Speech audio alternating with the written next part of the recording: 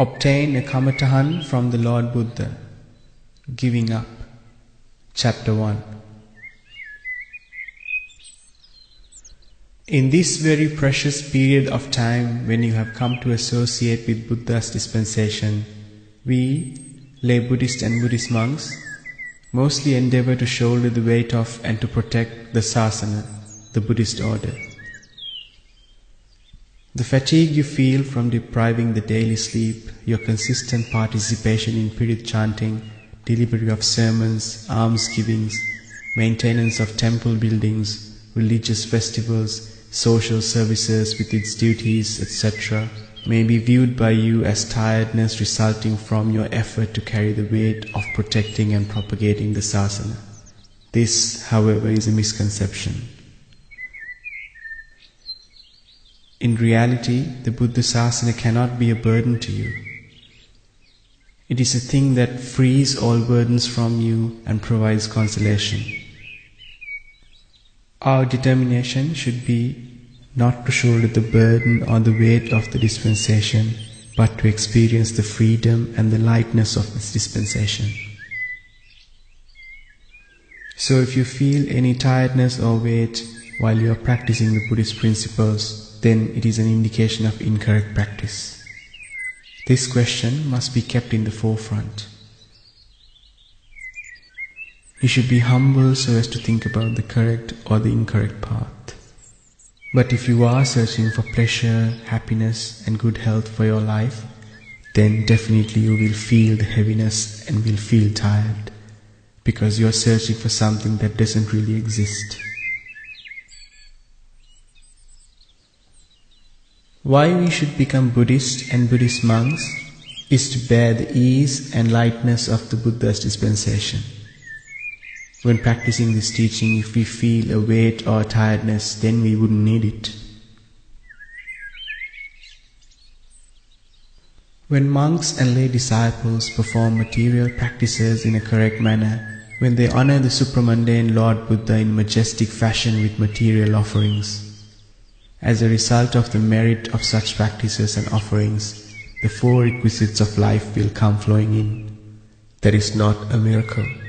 It is what you get in return in this very life itself, as a meritorious result of the trust and respect you offer to Lord Buddha, and as a result of the power of Lord Buddha. We can see this prosperity in the fortunate society very often. But when fortune flows in due to the result of merit, we get ourselves entangled. This prosperity and fortune flows in order for you to have more and more devotion to Lord Buddha, and thereby to move forward with trust and faith on the path of virtue, concentration and wisdom, Sila, Samadhi, Panya, that was taught by the Lord Buddha. Through this prosperity, trust is gained to show you that if this is done, then this is gained.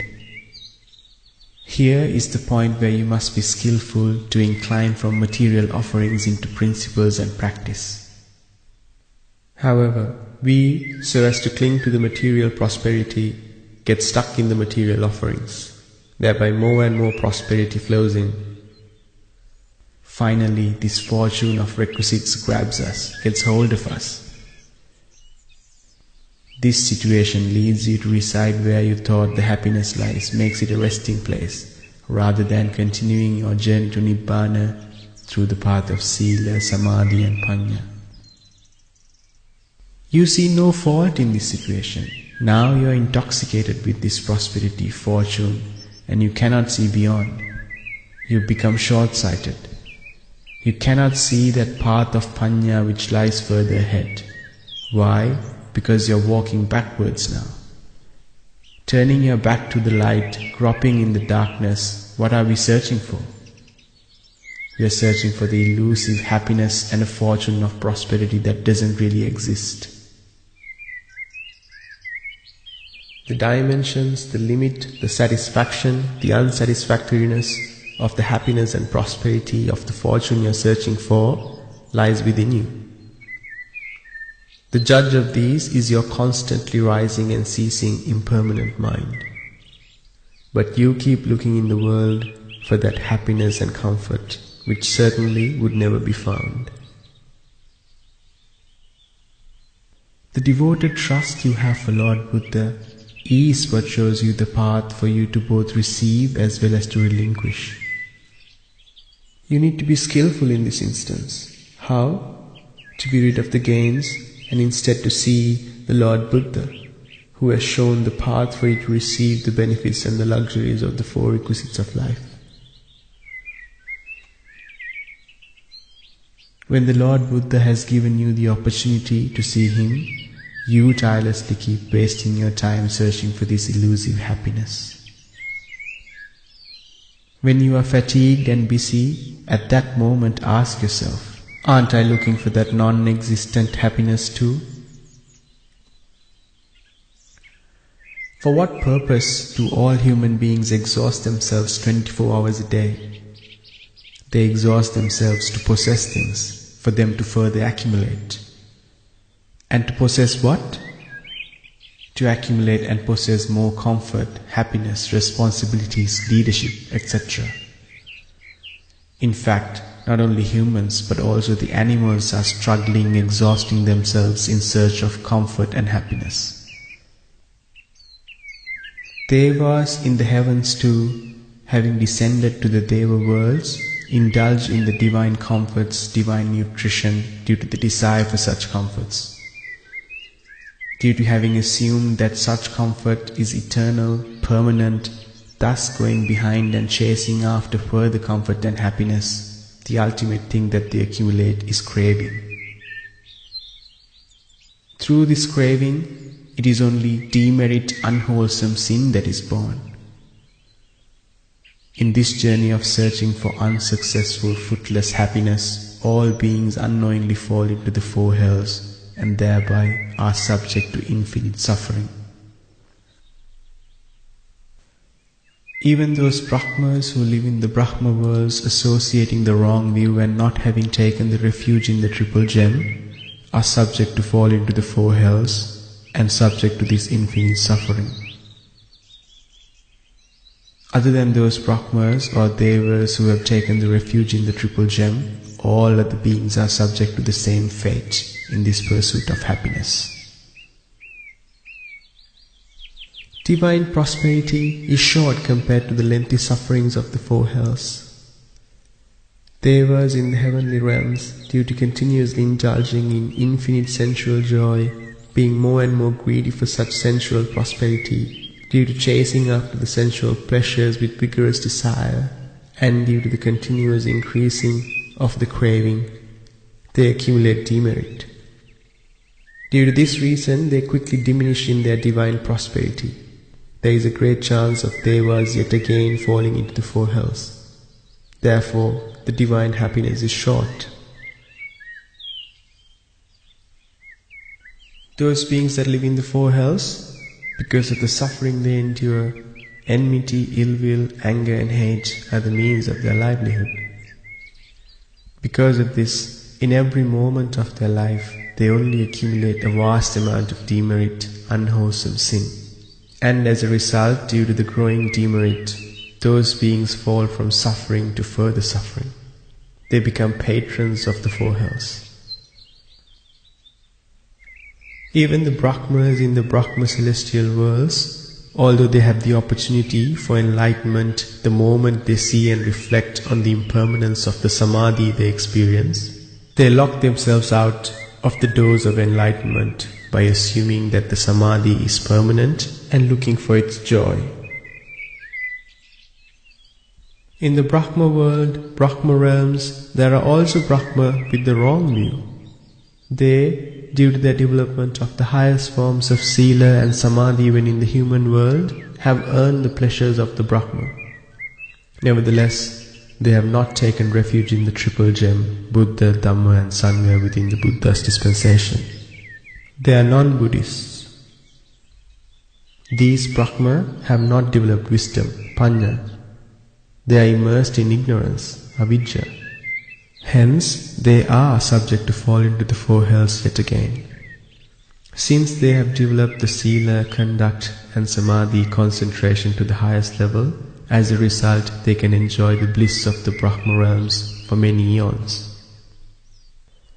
At some point in time, if they happen to meet the triple gem, take refuge in the triple gem, develop wisdom, attain stream entry, the fruit of Sohan Phala, they have the ability to realize Nibbana in that Brahma world itself.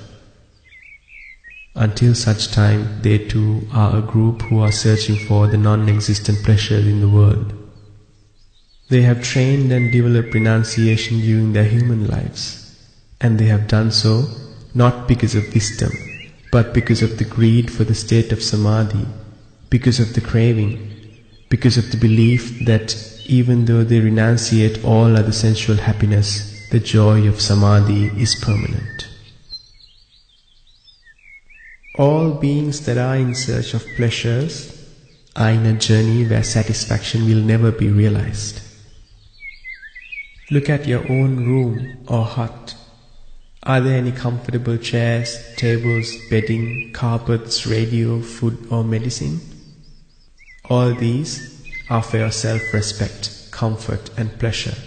That means you are always with a second person, not alone or by yourself. Think for a while as to how far are you from the concept or the boundary of the three robes and the bowl. To that extent, craving has become such a close friend so as to void your solitude. Although in past lives we have become the universal monarch, kings, premiers and ministers so many times in this samsara, and there we have experienced majestic prosperity to the maximum, yet in the present we are in a race to find untried tastes and sensual comforts because of the unawareness of what we had experienced throughout the samsara. Throughout samsara, when you became the universal monarch, and also at the time of parting from that life of a universal monarch, you were never satisfied with that majestic comfort and prosperity. And because of that, colliding with craving, repeatedly you fell into the journey of finding prosperity and sensual comforts. Now you are traveling in that same path. And who dragged you into this path is none other than your own ignorant mind, your greedy mind, ungrateful mind, the indiscriminate mind, that mind of yours which rises and falls, which strays after sensual comforts. Because of this greed, the distance you have already journeyed and the distance you are destined to journey cannot be expressed in figures. Whoever you may be, aren't you striving for this comfort and prosperity? Isn't it because your mind commanded you to do so that you took this article to read? Is that mind still there now? That mind has ceased now. That mind doesn't belong to you, does it? Isn't it a stranger to you? But at some moment in the past, didn't you activate that mind thinking that it was permanent and belonged to you? Through that, didn't you acquire a wholesome, meritorious or an unwholesome, demeritorious state? Aren't both these states of mind taking you to further being, bhava? Therefore, each and every state of mind that is not seen as impermanent, anicca, journeys you in the samsara, doesn't it? At one particular juncture during your endeavor towards achieving Nibbana, the perception of the Lord Buddha will appear to you, and that is a definite. Having appeared, the Lord Buddha will give you a Kamatahan for you to complete the rest of your journey to achieve the Nibbana. This is given by the Lord Buddha himself. The Kamatahan given by the Lord Buddha is the one that tells you to see the present mind as impermanent. Since it emanates through a perception of the Lord Buddha, you will strongly feel it and comprehend it. And at the same time, you will see the mind through which you saw the Lord Buddha as impermanent. Both the physique and the Kamatahana of the Lord Buddha would be seen as impermanent. And this is a definite thing bound to happen in the development of wisdom within you. Here, what you see as the perception of the Lord Buddha is the wisdom that develops within you. Here you will realize thoroughly that the wisdom and the Lord Buddha are not two separate things but one and the same. In fact, we don't usually think that the Lord Buddha and the wisdom is one and the same. However, in your journey towards achieving Nibbana, you will comprehend this truth. If the Lord Buddha were alive today, it must be the same Kamatahan that you will receive. Observe the mind which comes into existence as impermanent. Do not soak it with craving, allowing it to be activated. What you have done so far and also what you are doing at the moment is activating this mind, soaking it with craving. See how fortunate you are. Although it is 2600 years since the passing away of the Lord Buddha, if you are clever enough, you can get a Kamatahan from the Lord Buddha. You can see the Lord Buddha, get protection from the Lord Buddha, console yourself from the same path of Dhamma as did the Lord Buddha. Even by offering 84,000 flowers, chopsticks and requisites, what you see is only the prosperous, luxurious, divine and human perceptions. Those perceptions lead to more being, further existence. But when you observe and see that mind as impermanent or ceasing, then what you see is the Dhamma. What you see is the true nature of the world. But if that ability or strength has not yet sprouted or developed within you, then what you should do is to attend to the above meritorious practices so as to develop that strength. However, you should not be a Buddhist who stagnates and resides at the same place. You should be a Buddhist who is working to achieve the realization through experiencing and seeing for yourself. Puthagjana, the common man who hasn't realized the Dhamma, is extremely fond of delaying. Even in the past, he only delayed the practice. Majority of Buddhists, even at present, wishes and hopes to achieve Nibbana by listening to the Dhamma during the time of Maitreya Buddha. Whether you are a monk or a lay Buddhist, by wishing in this manner, what you see is not the Maitreya Buddha, but the ignorance. You are wishing for ignorance. But if you see that mind which commanded you to achieve Nibbana in the time of Maitreya Buddha by listening to the Dhamma of the Maitreya Buddha as an impermanent mind, a mind which has arisen and fallen, then what you really see is the Maitreya Buddha, the Dhamma to be preached by the Maitreya Buddha. See the miracle of Dhamma. Today, at this very moment, you can see and experience the Dhamma that is to be preached by Maitreya Buddha. But because of the ignorance you possess within you, you are trying to journey multi-eons further in this samsara, enduring suffering. See how much beings are deceived by ignorance? When the opportunity exists at this very moment to see the Maitreya Buddha and the Dhamma to be preached by the Maitreya Buddha, our mind, which is greedy for existence, is dragging us to further suffering.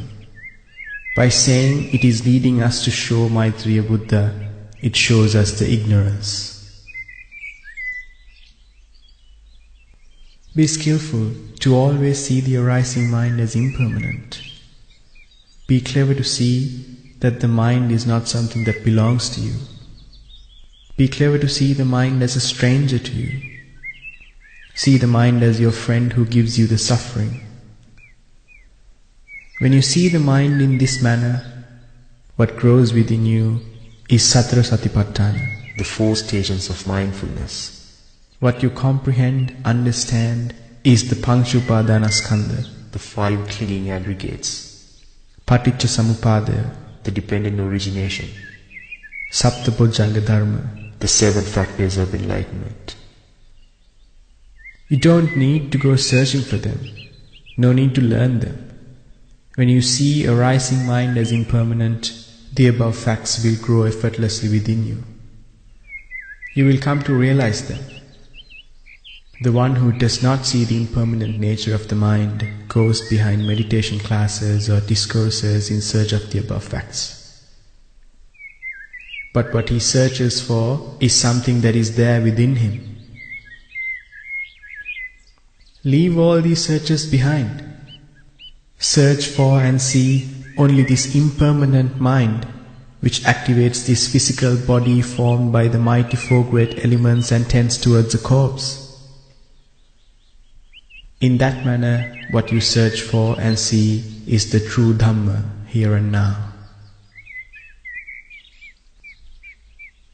If you want to go to Kataragama, what you should do is to go to the bus stop, get on the bus to Kataragama and buy a ticket. Then the bus will take you to Kataragama. On your journey to Kataragama, if you observe the surroundings passing by, you will notice the Kalutara Bodhiya, the Gaul harbour, the salt pan of Hambantota and the great pagoda of Tissa Maharama. However, without getting on the bus, if you endeavour to get to know the details and information and find out the descriptions of all of the above from the people at the bus stop or from a road map, you would miss the bus and would be deserted. In this same way, keep observing your mind. Then you will see the fourfold mindfulness, the Panchupadanaskandha, the Paticca Samuppadaya and the Saptabhujanga Dharma. We'll realize them, comprehend them. You should not go for tuition searching for them. Look at the mind. Mind is that which is impermanent. The world, the beauty, the ugliness, the comfort, the sorrow, the loving kindness, the anger, the existence or being, the extinction. In short, the mind is the creator of the whole world. The mind means a heap of sorrow, yet he is your best friend. He is the pet who utters consoling words to you. He is the deceiver who covers the right path and shows you the wrong one. Also, he is your savior. Therefore, discern the mind by comprehension. Make the mind your best friend. The way in which you can do that is by relinquishing the mind. When you relinquish the mind, then you would escape from the world as well. Because sorrow knows that comfort is impermanent, sorrow would hang around comfort. What comfort knows and sorrow knows is not known by you, because both comfort and sorrow is the creation of a mind which does not belong to you, which is a stranger to you. You don't know the mind. You don't investigate the mind. But every day you go in front of the mirror and inspect your hair, beard, eyes, ears, tongue, teeth, face, pimples and skin. If necessary, you will take vitamins, apply creams. You examine yourself, beautify yourself, but you fail to examine the mind. The mind of yours which searches for comfort and beauty, examine that mind with the mirror of wisdom. What you would see is not you, but only a great force of energy.